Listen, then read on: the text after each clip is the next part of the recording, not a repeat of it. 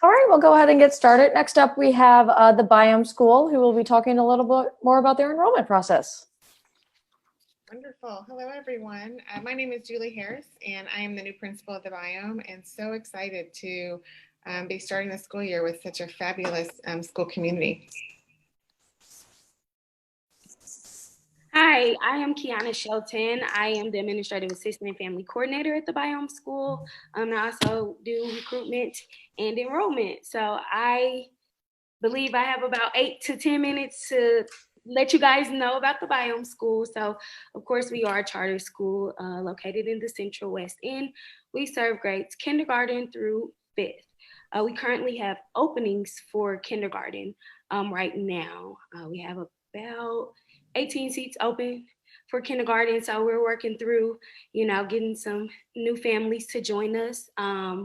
We have a student-centered approach to learning at the school and engaging students in a individualized and challenging and nurturing educational environment. We offer customized and project-based learning here at the school. We have social emotional curriculum for our learners. We have the special education department, a lot of support, reading, literacy, math, and that is the Biome. On our website, we have all of our ways to enroll. Everything is online right now due to the COVID situation. So if you go to our website, which is thebiomeschool.org, and there's a page where it speaks on enrollment, how to sign up for a new family tour, which I'm sorry, we're not doing tours right now, but just a pre-enrollment application, which will get your child into a lottery. We are a lottery-based school, so we accept students on a lottery. And if we have more students than seats, then you'll be waitlisted or in a wait pool until another seat becomes available. So it's a pretty simple process. It's on our website. Everything is there. My contact information, our principal's information, everything is pretty much there. So I'll jump in here also. So I began my role at the Biome on April the 1st, and no one expected that I would start in this COVID-19 period. But actually, this has really been an eye-opening experience for me because I've gotten an opportunity to see what all the staff and the teachers are able to do in such a short period of time to make learning meaningful for kids. The way that they were able to rally and pull together materials, the way the school was able to pull together devices for families who needed devices, who didn't have what they needed for their kids to continue moving their learning forward. So the way that the school was able to get those things in place with relative quickness so that kids could continue with learning. And the level to which the teachers reached out to the families weekly, if not daily in some cases, to ensure that kids were connected and that families understood, what the expectations were, what the expectations weren't, and so that they could provide guidance and support. So what I have seen in such a short period of time, in such an odd period of time, is a group of people who work together really well to ensure that meaningful learning happens with all of the kids, despite what might be going on in the world, which was pretty remarkable and pretty special. And I can tell you, though it was hard for everybody, and it's continued to be hard for everybody being away from kids for such an extended period of time, people remained motivated and upbeat and kept working right up into that last day. And so it is a special place, and I am excited about being in this place, hopefully with the doors open in the fall. But it is an awesome place for learning. And when I did pop into classrooms to see what teachers were doing with learners, even through this virtual learning environment, they were engaged, they were engaging, they were drawing kids in, they were asking kids critical questions that helped the teachers to analyze and assess whether or not kids were actually growing in their understanding. And there was some real meaningful things that were happening, some real learning that happened even during the closure period. So this is the team I'm excited to work with.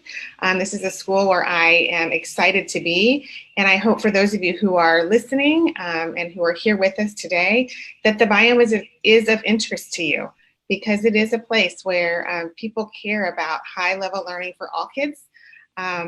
and having high expectations for everyone, even recognizing that kids come with different needs and abilities and strengths and challenges. It really is about the individual learning of each individual learner. So we're glad you're here. Great, thank you so much. Just a few questions. Can you repeat just again your grade levels and touch on how many open seats you have for the next school year? So the Biome is a school with students in grades K through 5. Our biggest point of enrollment is in kindergarten, and Kiana mentioned that we have 18 open seats in kindergarten currently. Great. And do you offer bus service? No busing. And are there any uniforms or anything like that?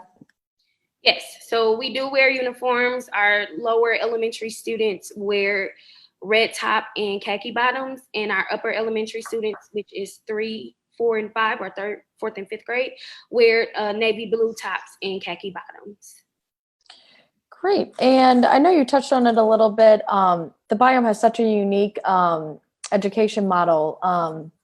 And can you maybe just go into a little bit more detail on how that differs from maybe other charter schools in the area? I can give a little, and Kiana, you may have to, dive a little deeper because you know way more than I do at this point. But there are opportunities for experiential learning at the Biome. So the 4th graders participate in a zoo program. So they do 2 weeks of intensive study with the folks at the zoo, which is a really wonderful program. This year, we're also doing a science program with the Danforth Science Center with our 5th graders. And so the goal with that program is to bring to the forefront for our upper level learners, some computer science understanding, and to give them an opportunity to delve into that world a little bit, to bring exposure to some of our kids to computer science, because so few kids coming out of the city of St. Louis have an awareness of some of the offerings that are available in the area of science. And so we're hoping that this partnership will open our kids' eyes to some of those opportunities for them moving forward. And we also have specials classes, art, which is adaptive thinking, music, and mind and movement. And mind and movement would serve as a normal gym class or PE class, but it's a little different. In mind and movement, our students do different types of yoga.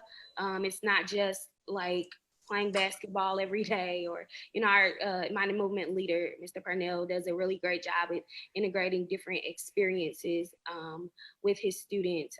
This past school year, we did a unit, a roller skating unit.